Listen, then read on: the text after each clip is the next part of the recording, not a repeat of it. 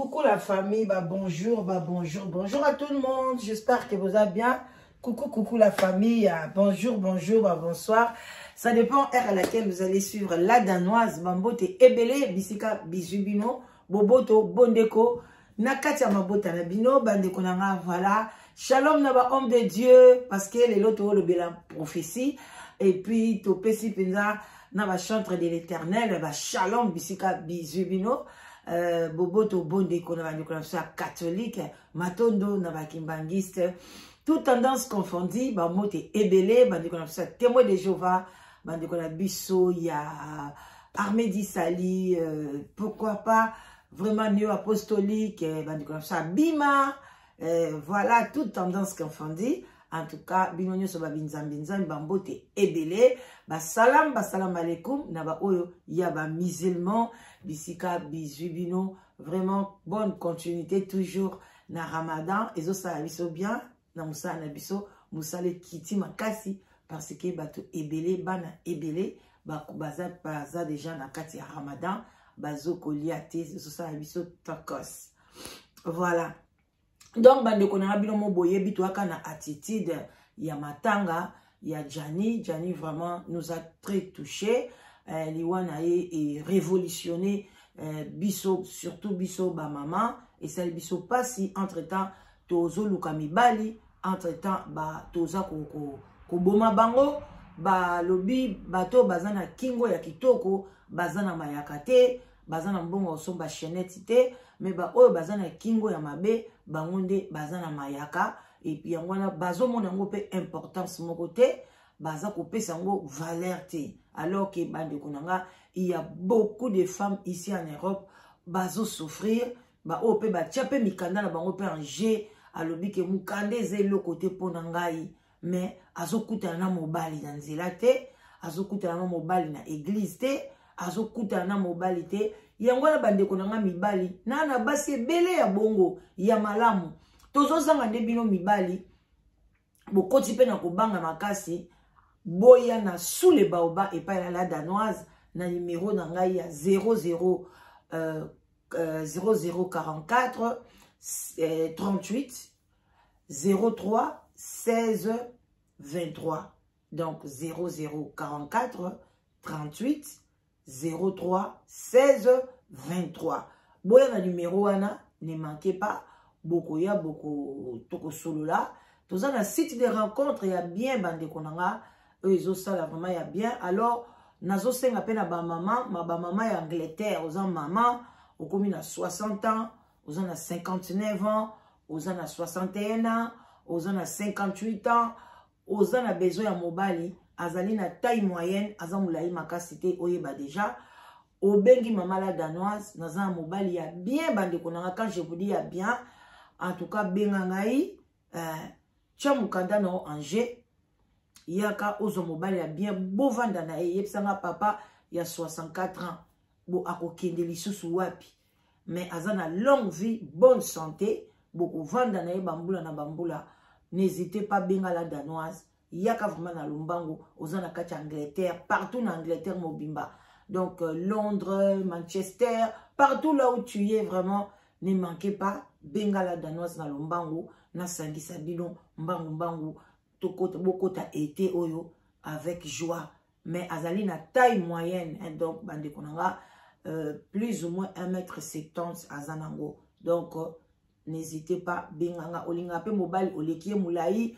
Ne t'inquiète pas, yaka, total aspect physique, mais azan aspect kitoko, azan de la taille moyenne.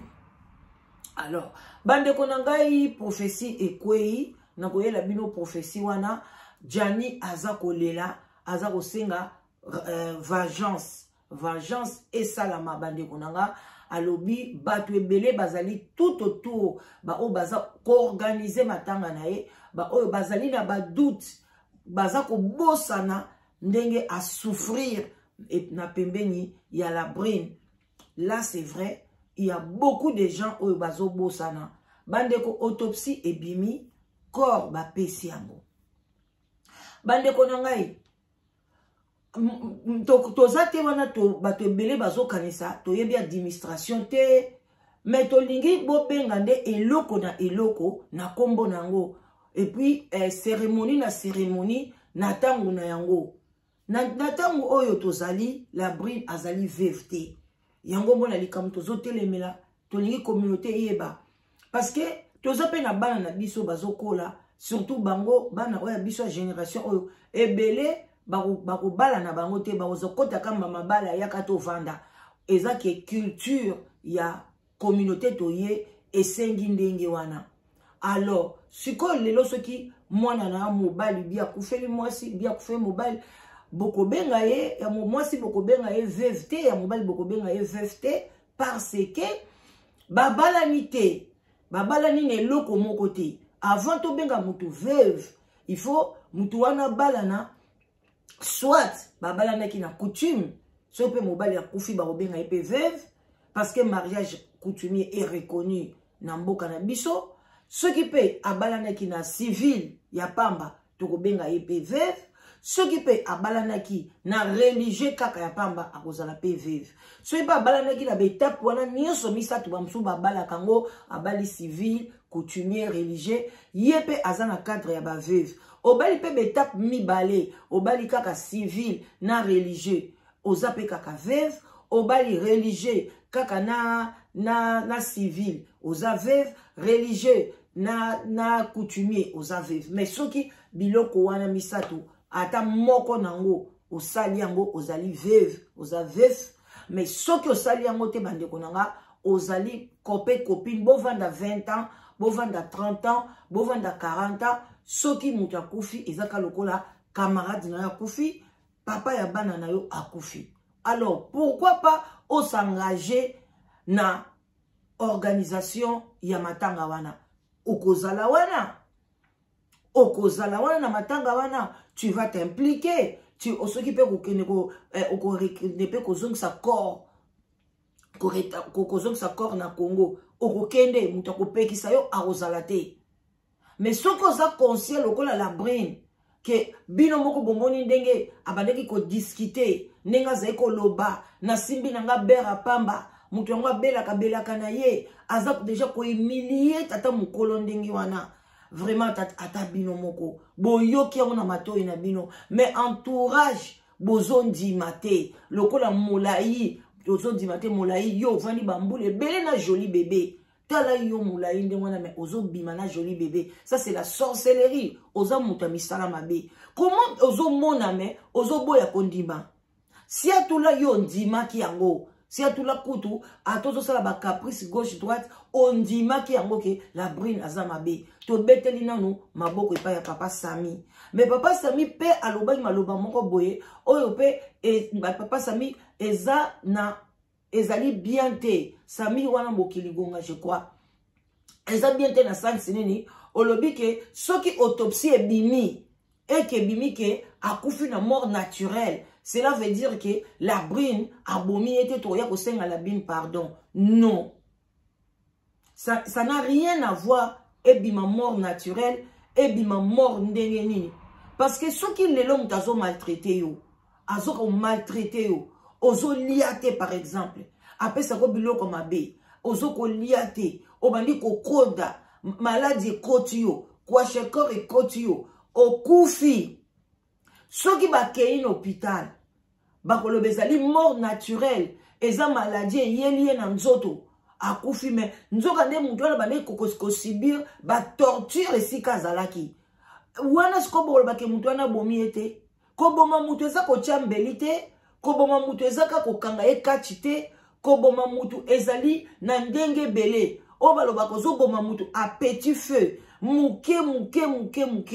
Yo moko Sami pe lobi na biso bien. Olobi ndenge nini mutu akoza la malade. Mais place ya suka wana oyaki ko bebisa. Yango nga baki te. Na koyaka na corriger yo. O mata, o kita papa. Ezala ndenge autopsie bimi. Ke janya kufi na mort naturelle.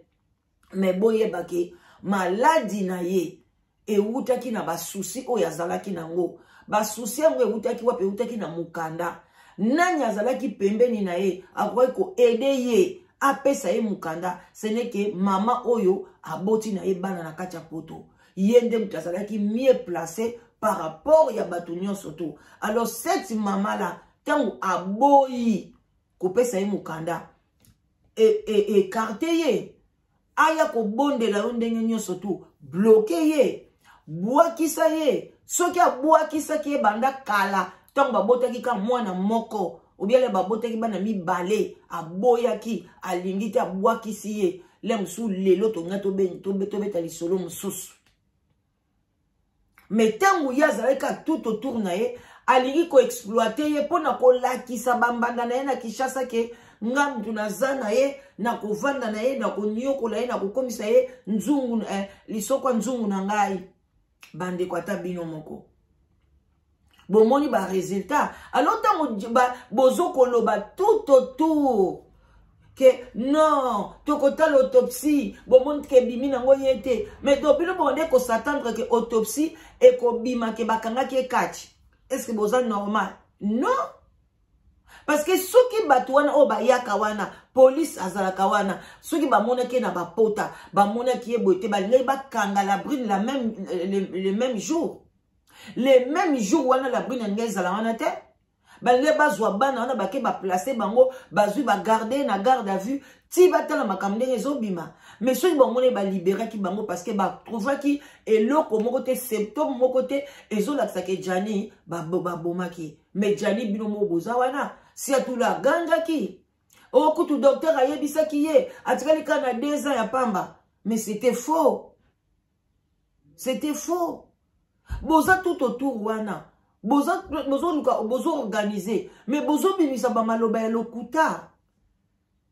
Oh Jani azalaki na barin. Est-ce que bino bozo sakana maladie barin? Bozo sakana maladie barin. Botu na pela. Pela moko. Bampela wana parmi bampela. Moko na banga bela barin. Botu na ye. Yo moni barin. Alinaka kenosala ba Virgile wana telemaka. Ya.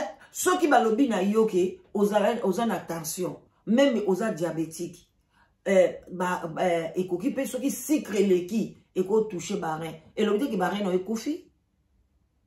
Ceux qui touche barin, qui s'y ali, au kobi ka totalement et sili na haut. Même intention na haut et touche barin, et au peso qui. Mais ceux qui barin, babani kolobake, aux ali na insuffisance rénale.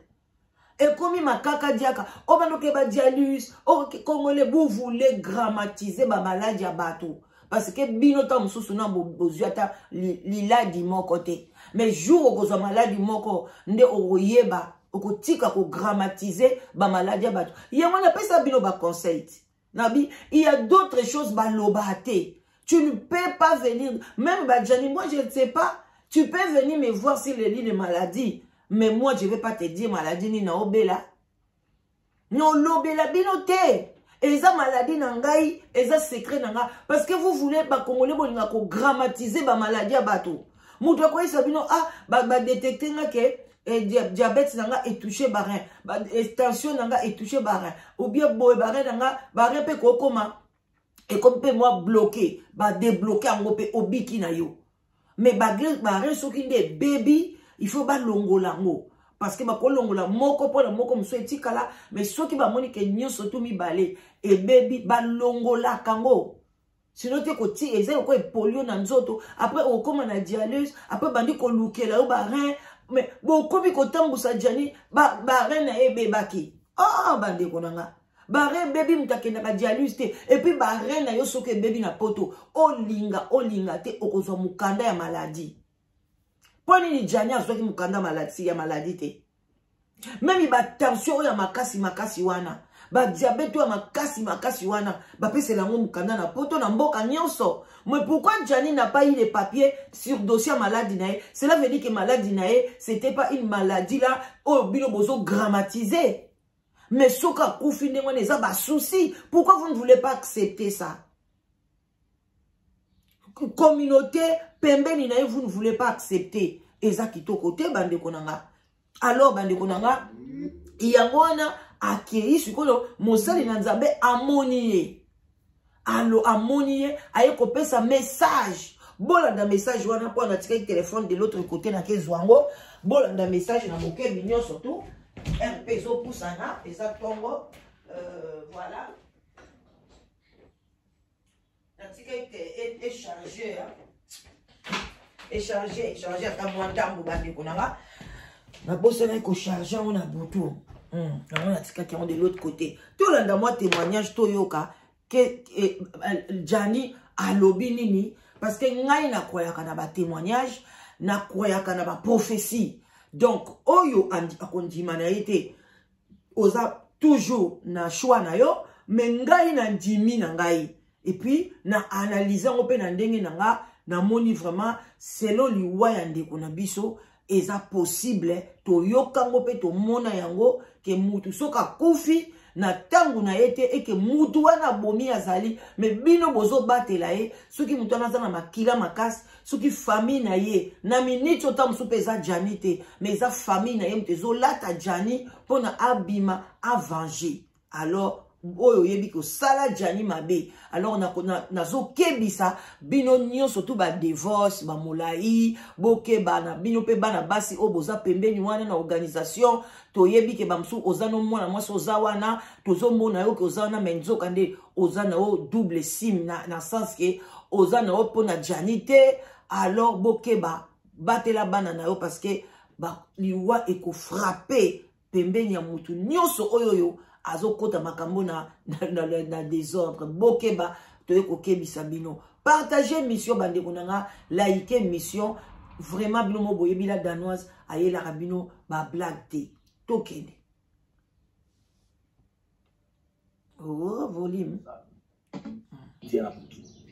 na lalité je vous dis na lalité je crois boyo comme na butu ya lelo nde na lamuki na bite na bisi papa chiki pardon message on a kopio kanga kokanga ngote na bango to ayoka ki même na chef place na salaki izaki mobulu nini bien aimé à partir ya ba 4h vers 5h du matin il y a des lots à 3h 4h déjà vers 5h na comprendre était net vision net ni parce que j'ai prié na moni moli moi Jani telemi Jani auto kufa telemi azolela mais ce qui était étonnant dans la vision, au lieu de mis ce bimandé, ma mis sur Moutinho, ce bimaka, mais il m'a mis sur ce bimandé, makilé zobima. Makilé zobima. N'a zotou na Jani, mais zani ninga na yo na bomoto boy physiquement to solo la kate. Ninga na ebi o rasta, na ngana linga. Zani ni Jani azolo pourquoi batu bazondi mateke moi so ya bobinga. Moi si ni na zoni ngola sanga moi cité. Pourquoi tu vas zone du matin que moi suis en dabominga? Molimo wa Jani zolela. Jani azolo banazangi kimia. Nina zotu na eza nini? Jani azo senga bite na lingi vengeance. Na lingi vengeance pendant 3 fois azole la vengeance. Na tout nzambe. Na situ kisko community eseneti déjà mutu mo wazaki na ndoto, mutu mo kwa zolota, mutu mo na zo comprendre le sens te. Alingi vengeance. Na bandi ko sambela na bandi ko prier na zo prier makasi kutu sali hotel mobimba zala ki. Akena lieu de repos terre. Zo prier makasi lenzamba bandi ko lobela nga. Musali na nga Moïse za pambate. Ndenge bozo bona Jani na kufina dana ete. Akufi na ngonga na ete. Molimo na ye telemi ezoluka vengeance. Molimo na ye telemi ezoluka vengeance. Beneme avant moi oyo esila. Ezande loko ko sala maboko yoka sama. Voilà. Bokoyo kasabo. Balobi avant moi aussi la tokanga qui tikali comédien moko pe ya mwasa kokufa. Asba sambela mingi côté ba comédien basi. Et puis Zamba isinga zo banda ko exposer ba comédien nyonso. O bazo sala misala PD, bo baza ba homosexuel, na bo baza ba lesbienne. Le Seigneur m'a dit zo banda ko exposer moko na moko. Doudou déjà bimi Doudou. Ba comédien belé ya mibali baza na sexualité. Ma comédienne Ebela Passi Bazana Kachal qui disait bien. Et le Seigneur m'a dit cette année qu'il va exposer ces gens-là. Et l'Ungwa n'a pas d'amoni Zamba bani ko parler ngapé côté Basalanza. Je suis en train de voir un grand homme de Dieu dans la ville de Kinshasa. Où il koufa mort subite. Kakanane oi. Akoufa mort subite. Na année oi. Et le Seigneur m'a parlé encore pour un problème dans l'histoire Est. Zamba zo bisangatala. Et lorsque je suis en train de voir. Après boloba la politique en bokate bola. Moni bakonzi mosusu ya basoda mosusu ya la police nazomona même bamosusu bahonorable Zamba alobi azobanda policier bato nyonso baza na complicité ya guerre ya este ya souffrance ya Congo Zamba azobanda koboma. Le Seigneur a dit regardez comment il va délivrer ce pays na maboko ba traite pe ya ba hypocrite et kozana ba mort subite ekotelema na ba gouvernement na ba konzi ebele ya armée ya la police pe même ba député au baza sima ya trahison ya mboka na biso ya niveau ya est. C'est ce que le Seigneur m'a dit dans la kitravité. Il faut na telema na pesa message moni mwa janye za na kibiate moni mwa janye zo telengala moni mwa janye za na kati ya kobaluka bien aimé bino bozolela mais janye za na kibiate bien aimé que le Seigneur vous bénisse na babaki na kokokanga message ote et puis na kosenga na bana nzambe nyonso oyo za na posa ya apôtre Moïse Kasongo. Je pense que beaucoup landa deux témoignages moko zawana.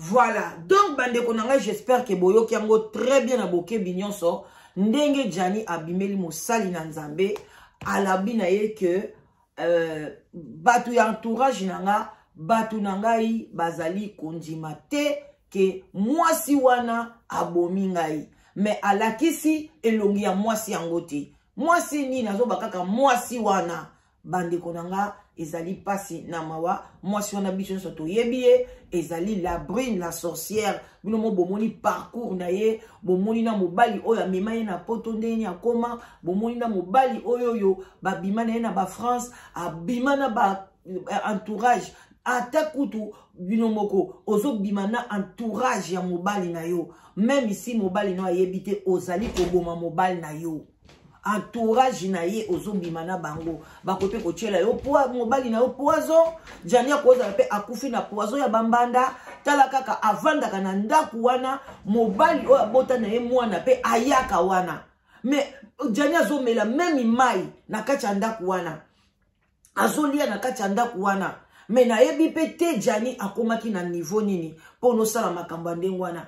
Vraiment, biso kutu bana basi, mobali ya memeli yo mwasi musu na kati ya ndaku, ondima yango te, okokoma keba keba, okobanga, bongo sikoyo mwasi, amemi mobali musu na kati ya ndaku wana, ubia akoma pena mobali na ye mususu, yo mobali ozange sika kovanda, même ici soni yango, bandeko bo sala o Jani sala kite parce que les autres ba cheli au poison emsu na kati ya biloko ekobina nzoto ne kobima poison te ekoko ke ko détruire yo ba makambu ebele na kati kuna tango ke hôpital ba monika ka ao cardiaque o nini o boy bien ko boye bi ke Jani azaki na mikanda te wana pe kontaka ya bandeko nanga tu batali pazana e sans papier azana e irrégulier na mboka o bino bokanzi ba kolandisa autopsie yango approfondie na mutu o azana mikanda surtout na mutu o comme français et kozala ndenge moko te. Moi je ne pense pas que ba autopsie wana batali yango bien et puis ba résultat autopsie wana to moni papier te to moni eloko te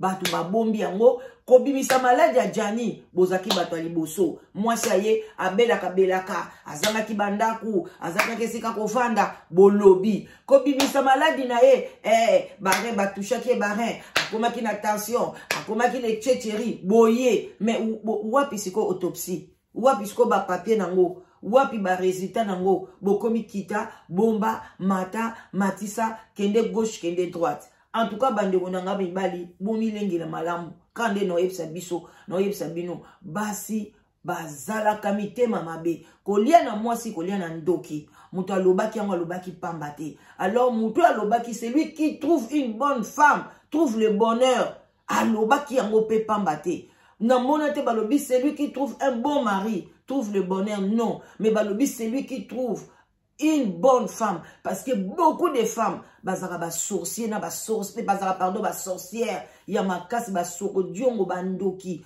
Alors mibali bosala attention kotala mwasi na beauté kotala mwasi na makambo bolongola makambo ba mabele ba derrière ba nini te tala mwasi na mutu tala mwasi na raisonnement tala mwasi na respect ok, parce que elongi wana obomona ya mabe wana mabe o ya mwasi oyo monaka soki ozwiye ovandi na ye yo mobali kitoko batu bakomesana na ye elongi wana eko changer ekokoma kitoko na miso batu eloko bino boye bakate.